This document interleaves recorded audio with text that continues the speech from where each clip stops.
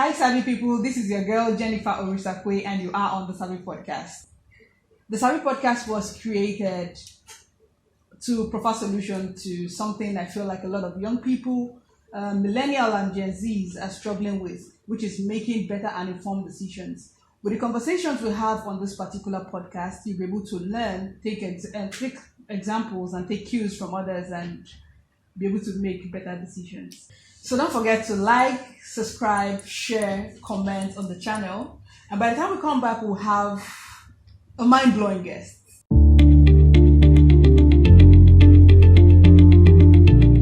All right, welcome back to the show. And like I mentioned, we have a mind-blowing guest. So could you take a guess at who it is? Or probably what sector he works in? Or what else again? Anyway, I know you guys are clueless. Where it's coming from. Exactly.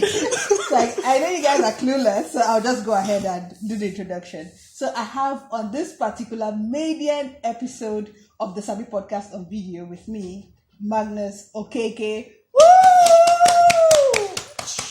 Fireworks. Welcome. It's good to see you, Jen. So good to see you. So we have Magnus with us in the house. And Magnus is a recruiter and product manager with over 8 years experience in tech, gaming, filming, and education. Yeah. He has also worked as a screenwriter and also a content creator for a couple of production companies. Yes. Yeah, and he has also been freelancing since 2017, if I'm correct. Yes, 2017. Yeah, and he also has had a chance to work with WarnerBros. All right, so we're talking about earning in dollars from a 9 to 5 in Nigeria, and I feel like the earliest I'd heard about anyone earning in dollars in Nigeria from a 9 to 5 was from a popular bank that was paying their staff in dollars at the time. Do they still pay in dollars now? we know dollars is like a contraband good now. So it's even hard to even get it. So I'm not even sure they will still be doing that. And besides, I don't think banking is not like the dream job some people used to have before. Tech is more like the in thing now. Yeah. Yeah, so that's the issue we're looking at today, the topic we're looking at, earning in dollars from a 9 to 5 in Nigeria. And I know that's something you're doing. So we would really like to know, like, what does this feel like, or how did you get started with it? Because I know most jobs that are likely to pay in dollars in Nigeria are usually remote jobs. Yeah. So how did you dabble into this? It's not like I woke up one morning and I just started, I got paid in dollars or something. Okay. When I started working here in Nigeria, I already had access to a bunch of opportunities online, like blogging for other people and, just building stuff online that can actually make you money. At the time, I had a friend in 2014 who owned a blog, and he used to talk about movies like a lot. So he wanted me to write movie reviews and stuff. And then at the end of the month, he would just send me some dollars. So that happened. At some point as well, people started talking about Fiverr and Upwork and co. And I signed up on Upwork, and I was able to also make money from Upwork as well. But my big break really came when I started blogging myself on iammagnus.com. I started, writing about tech and talking about how to do this and how to do this. Yeah. And I started making money with Google AdSense. So that was really it. And from there on, I dabbled in like so many things, and I was able to make money from there. So So it's not like there was like a 9 to 5 per se. It was just putting my hands in so many things and then they were clicking. Oh, okay, that's great. Yeah. So from your experiences so far, what would you say the working scene? Because I know you've worked in Nigeria, like a regular job, and you've also had the opportunity to work with people who also live outside of Nigeria here. So what's like the working scene in Nigeria here and that of foreign countries when you try to compare them? I would say in Nigeria, it gets very personal. When you are working with Nigerians, they are not, you don't meet a lot of Nigerians who are very objective, so so things we already have like a fixed thing in our minds when it comes to work. Yeah, so there are just so many opinions how this should be done, there was a production company in Solere that I used to write scripts for, and I came to the office once on shorts, and they said, "No, you can't come here with shorts." And the funny thing is, I wasn't even like a staff. They didn't put me on a retainer or like a full-time staff. Yeah. No, it was, they expected you to come. I had to come in once in a while to kind of like present the scripts I've written. We go over it and all of that. It wasn't, so it was just super weird when I walked in one day and they were telling me that, you can't really wear shorts here. It's like, it was very interesting. Very, very interesting. So there are just a lot of things that, that happen, at work in Nigeria that are just unnecessary in my opinion. But if you're working with people outside, Nigeria, they don't really care about a lot of things, to be honest. This is how I carry my hair when I conduct interviews with people from all over the world. And it's about the work, not really about your kind of person or what you had for breakfast or what you're currently wearing and stuff. And this is not me saying you have to, look dirty and stuff. No, I'm just saying like, dress as you want. At the same time, just make sure it's covering everything and it's what you want to wear, not not somebody telling you that you have to wear trousers or you have to wear this particular clothes or you have to do this or do this. It's just unrealistic. But when it comes to work ethics between both places too, how would you compare that? I think it's just like honoring agreements. In Nigeria here, most people tell you that they'll give you this, but when it's time to get those things, they don't. More like an unwritten law somewhere. And also, and also performance evaluation. They don't really do that a lot in Nigeria. Yeah, I agree with if you, in most companies out there, if you work with them for 6, 8, 12 months, they will review your performance and say, hey, we are going to pay you 5% more or 10% more, or we're going to give you a bonus, or even like pay for books for you or something. But there's not something that happens. Even if the company is making money here in Nigeria, they'll rather use that money to hire more people than actually take care of their existing, employees. So when it comes to the issue of hiring more people, do you believe in companies having to hire more people, or just basically working with what you have at the moment based on the budget that the company has? It depends. It really depends on where the company is going, where they are coming from, who the current staff is, and all of that. Like, there is no formula per se. I mean, we've had cases where employees are supposed to be taken care of, and you are not really taking care of them. You are using all that money to hire more people. So that's not, you should actually take care of your own people first. If they are not doing well, have the performance evaluation where you tell people, hey, this is what you're not doing right. This is what you should do, And there's also one thing that most Nigerian companies do that I don't like. They don't offer trainings. You should be able to also train your employees. Like, your company is going somewhere. You hired Joseph because you know that Joseph is good at what he does. But your company is growing, so Joseph should also grow. So instead of hiring more people with all that money, conduct trainings, take them to somewhere, have like a conference and training and teach them new stuff. But it's not that way. Of course, I agree with you. So. I agree with you, because I've seen people who joined certain companies and they stayed there for like 5 years, 3 years, and they're not still growing. There's no difference. Like, they're still the same kind of people they were before they got in there. So, looking at what you just mentioned, like you tried your hand with blogging, worked with production companies and the rest of them. I was looking at 9 to 5 really, because most times when people, especially Nigerian youth, talk about earning in dollars, the first thing that comes to their head is, affiliate marketing or virtual assistant or something, or whatever other kind of job it might be. But sometimes they do not have like an agreement that have them employed as staff of a certain company. So they're just like being contracted to do certain jobs and they're paid and that's it. So there's no like job security with whatever they are doing. It is just like business, if I should put it in that way. So what would you say are jobs that are like most wanted jobs when it comes to working remotely? Okay, when you say most wanted jobs, do you mean like 9 to 5 jobs? Yes. I would say the first one is. So, for example, now I'm a Nigerian and I don't know shit about about working remotely. Yeah. And I don't know, but I just want to earn in dollars. Yeah. And I want to have a 9 to 5. What are jobs I should be looking out for?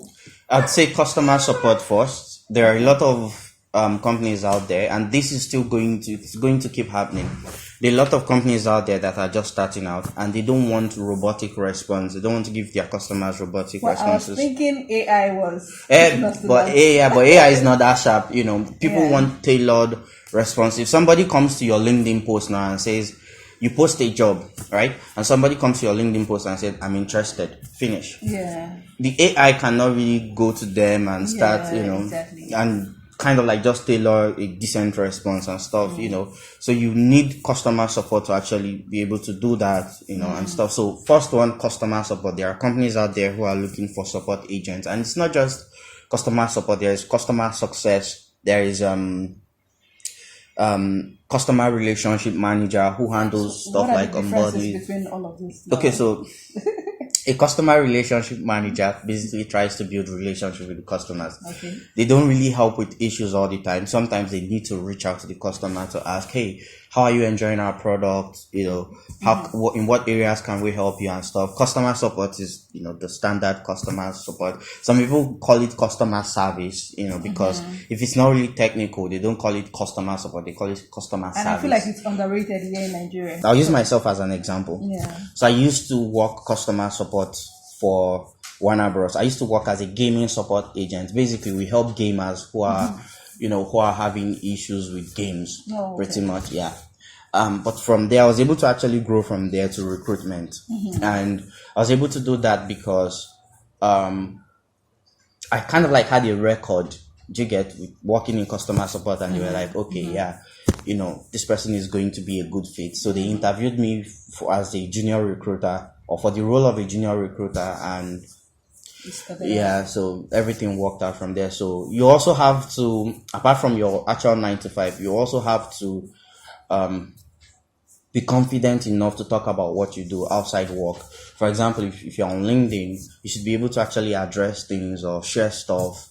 Like it should really, really show that this person wants to do this thing, or this person is passionate, like is really interested in what they do. Like nothing is ever going to be interesting if you're not interested. There is no Nothing is never going to be interesting if you're not interested. There is no amount of money. Like if you're not interested in something, Some people tell you that if they are paying me 100 million, I'll be interested. No, you get tired. Yeah. Like you have to be genuinely interested in that thing. If not, and it's not just with work, sports, music. If you're not interested in that song or in that particular thing, of course, even if they are paying you for it, you wake up some days in your big mansion or in your really awesome car and you really hate your job because you're not interested. So that's true.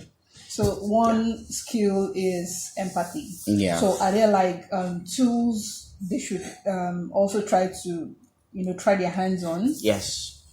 If possible, all the Microsoft tools and all the Google tools. All of them. All the Microsoft tools and the Google tools. Yeah, I'm talking Microsoft Word, PowerPoint, understanding presentations, Excel, learn a few spreadsheet formulas, learn how Excel works.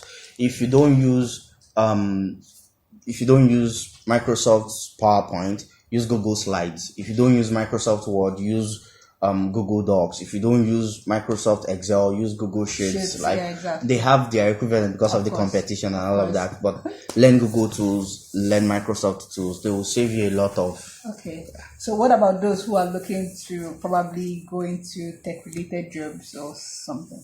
Yeah. So if you're looking to go into tech, it depends on the area in tech. But if you're looking to go into tech, start with. I know it sounds very, very corny, but but start with social media management or digital marketer. Because you should, if you're in tech, you should actually understand how tools like Facebook, Instagram, Twitter, LinkedIn, how they work. Play with it. And if you're looking to go into areas like project management or product management, learn customer support, because it teaches you empathy. It puts you in the customer's shoes. Yeah, that's the way they say it. It puts you in the customer's shoes to kind of like understand how these things happen. This is also why most product managers have to go back to customers for usability tests, go back to the field and test things. Yeah, do surveys, test our app, see how it works and all of that. It's because you can't really fully go into product management or project management without going through the customers every week or every month. Interesting. Because you are building for users. I'm actually learning. Like this is actually a lot of learning for me. So to be honest. So you've heard it. You need empathy. Yes. So it's not when they're telling you I've been through a lot. You to be telling them I'm coming me too, from I've a been lot. through a lot. Yeah, no. Like forget about it's not about you. Just forget about because yourself. Because I think Nigerians take everything as trivial. So even when someone is telling you, I've been through a lot, using your product, and you're telling them, I'm coming from a lot too. Yeah, but the thing is, Africans generally, we like to talk about, like exaggerate things, like I've been through a lot, this is what I went through. And the next person is like, we're in this together, me too, I've been through a lot too, no good think, So. Yeah, sure. Yeah. Okay. So when it comes to applications, like job applications, what are the do's and don'ts? What are things that they should do and things that they shouldn't do? Since you are like the eyes behind the scenes, so you get to see and see these things on a daily basis and also converse with applicants. Yeah, I would say the first thing is to be polite. Don't just send somebody your CV and that's it. And expect them to just hire you. Be polite, reach out like, hi. You don't even have to say good afternoon, sir, or good afternoon, ma. That's like doing too much. Unless if you're applying to some Nigerian company where they place respect above everything else. But if you're looking for a remote job, that's where you can actually use your clout. Be like, hi, my name is Joseph, this, and I'm applying for this particular role. State the role you're applying for. So this is something that should be probably, let's say, in your cover letter. Cover letter, the email you're sending to the company, or the application page if they tell you to describe yourself. The other thing I used to talk about a lot is also availability. Some people say they need a job, but they don't really have the time. You shouldn't really apply, or you shouldn't reach out. You're wasting your time if you're applying and you don't have the time to work the job. So, and if you feel like you have the time, or you're sure you have the time, always talk about your availability. Tell the person you're applying or the company you're applying to, tell them, hey, I'm free. I'm very free to take on this job. And, if you have like a 1 hour course you have to take every week or every day, you can tell them, hey, I have a 1 hour course I take every day, but I can move it around. That's the only thing I'm currently, like, talk about your availability, because one of the issues I've had in the past is hiring students, and then after a while they tell you, hey, I have my classes shifted, I have exams next week Tuesday, and stuff like that, and then we have to let the person go because of their availability. So I'm actually looking out from the time zone part for someone living in Nigeria and working in Nigeria here for a country that is abroad. Is it very likely, because I feel like this is also a myth, but so we are trying to just debunk that. Is it very likely that almost majority of companies would want you to work on a graveyard shift? So to them it might not be graveyard, because for example, if 1 p.m. in Nigeria is like 6 a.m. in Mexico. Okay. Yeah, for example, I'm just looking at time conversions. 9 a.m. for example is like 5 p.m. in the Philippines. 9 a.m. in Nigeria is 5 p.m. in the Philippines. Stuff like that. So it's they don't really care much. Okay. If you feel you can actually work the job, they don't like. There was a time I was working an 11-hour shift. I kid you not. Like I would work from 10 a.m. in the morning till around 9 p.m. also. I think till around 9 p.m. at night. But of course I had hours of break in between, but it didn't really matter. What they wanted to know is, hey, can you work the job? Do you have the time? Okay. We know it's not convenient for you, but can you work the job? You know, but of course you'll be compensated for those hours that are not like your regular hours. Yes, some companies will compensate you for those hours. Anything maybe past 6 p.m. they will compensate you. Okay. And some companies will not. I will not lie to you. There are not a lot of companies out there who would compensate you as a freelancer, you know, working from another country, who would compensate you for the extra hours you work. There are not a lot of companies out there. But you get to, you know, think about working with foreign companies. They get to help you with stuff like maybe like a brand new laptop, or help you kind of like furnish your so more like workspace having and your stuff. work from home gadgets all set. Yes, yes. But paying you additional money for the hours you work, most companies don't do that. Okay. So when it comes to interviews, how would you advise a young Nigerian who is trying to land a job on what they should do during an interview session? Just sound like you know what you're doing, and and then speak from experience as well. So what if I don't have experience? That's good. If you don't have experience, when you're in the interview, listen more. They are going to ask you things like, have you done this before? Go ahead and say, no, I haven't done this before, but I do have an idea of how it works, or I took a course on this a while back. Or if you're listening, you'll be able to actually look within and be like, oh yeah, don't be in such a hurry to just, you know, don't sound desperate as well. Okay, so that means they value online courses. They do value online courses, right? But beyond online courses, they also value experience more. Yeah. So if, for example, you took an online course, talk about the practicals in the online course, you know. For example, hey, I learned to design online. Okay, cool. Have you tried your hands on Figma or any other design tool? Yes, no, you know. So that's why I said talk about your experience. It doesn't have to be work experience, you know. When I first started working remotely, I already had a blog. So yeah, most of the time my reference is always my blog. Hey, you know, I've created content for this, I've tested this app, I've done this, you know, and most people out there, they like a curious person. Yeah. You know, so just talk about yourself, really. Talk about where you're coming from, the things you've done. Okay. So yeah, sometimes what you currently do might not even be related to the job you do, but to help them understand you better. For example, you can tell that this person can write English very well if you check their blog. You'll be like, oh, you wrote this? Okay, this is their English. So I think this is like an underrated conversation that people don't intend to have. But I feel like for content creators, the more you create things, you do not know which of them is more likely to land into your success line. Yeah, it's funny because I'm actually talking to someone now who reached out to me and said he wants to, he found a blog post. He found the post on my blog and wants me to link back to his own blog.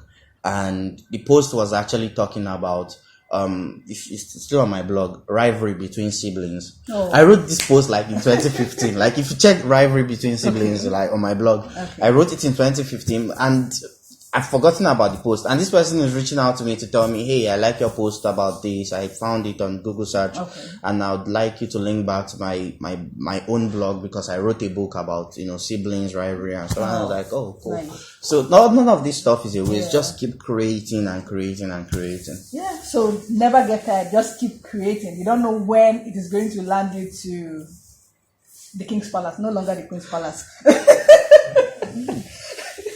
You just had to. Yeah, I had to actually think about it because, of course, we don't have a queen anymore. It's a king, for Christ's sake. Yeah. All right. So, when it comes to earning, what would you say earning is like? Because I know a lot of people who are listening now and who are watching really want to know what it feels like with the part of earning in dollars. I mean, it's dollars.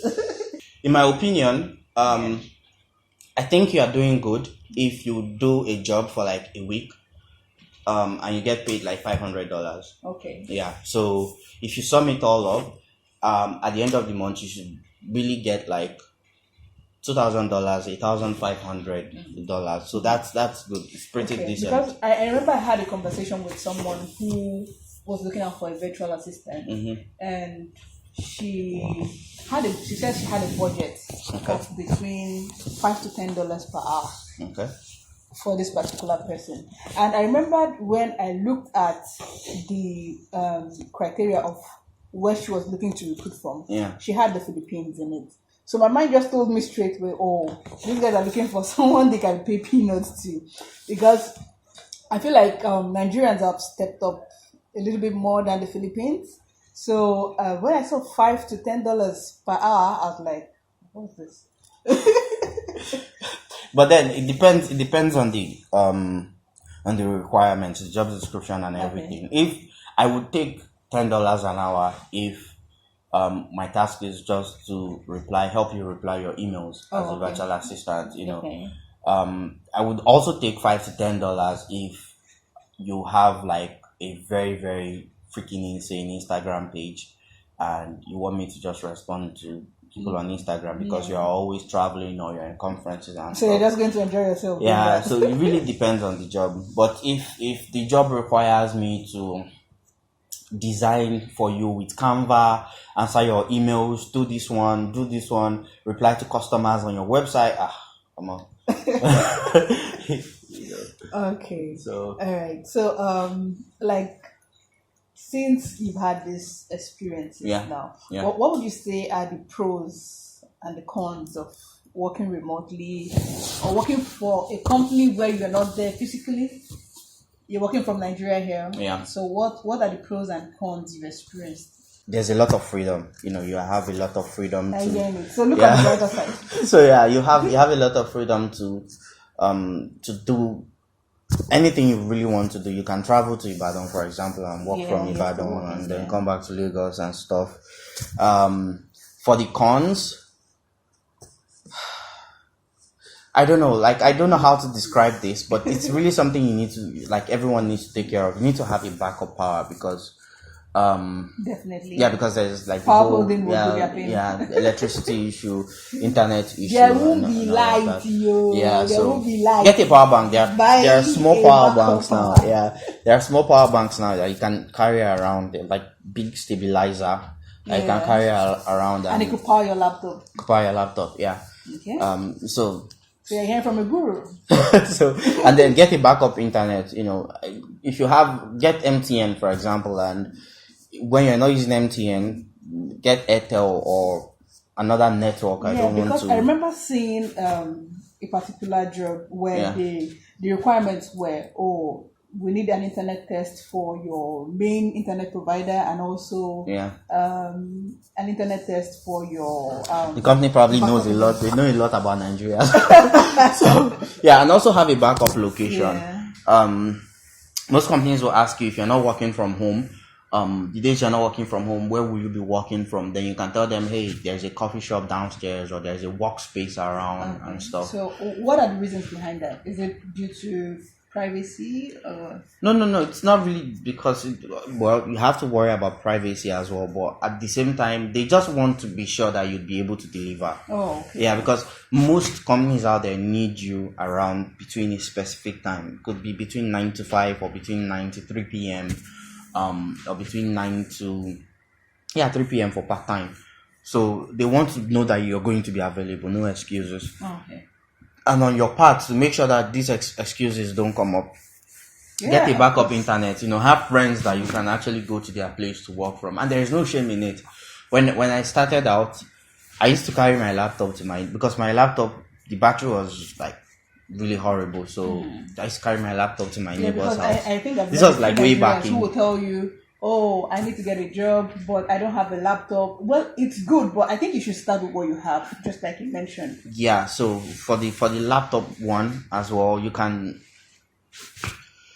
I don't know, there is no formula per se. Talk to a friend, see if you can actually lease their laptop for a month or two, to apply for jobs and stuff. If one clicks, then you use the laptop to work for a couple of weeks or months, get paid and get your own laptop, and just find a way around it. Okay, so work with what you have. You have, no matter how small the resources are, you already have something to start up with. So basically, use what you have. Yeah. And you've had all the skills that you need to acquire. You've heard the kind of jobs that are most wanted. Like, most wanted. They're using gun to find you. Go and look for those jobs too. Yeah. So it's been really amazing having you on the show, Magnus. Thank you so much for Thank you. being on the show. Alright guys, thank you for watching. You've seen that you've sabied a whole lot of stuff. You can't be on the Sabi podcast and not sabi something. So you sabied a lot of stuff. So thank you for watching. Please remember to like, comment, share, subscribe to the channel. And I'll see you guys on the next episode of Bye, the guys. podcast. See ya!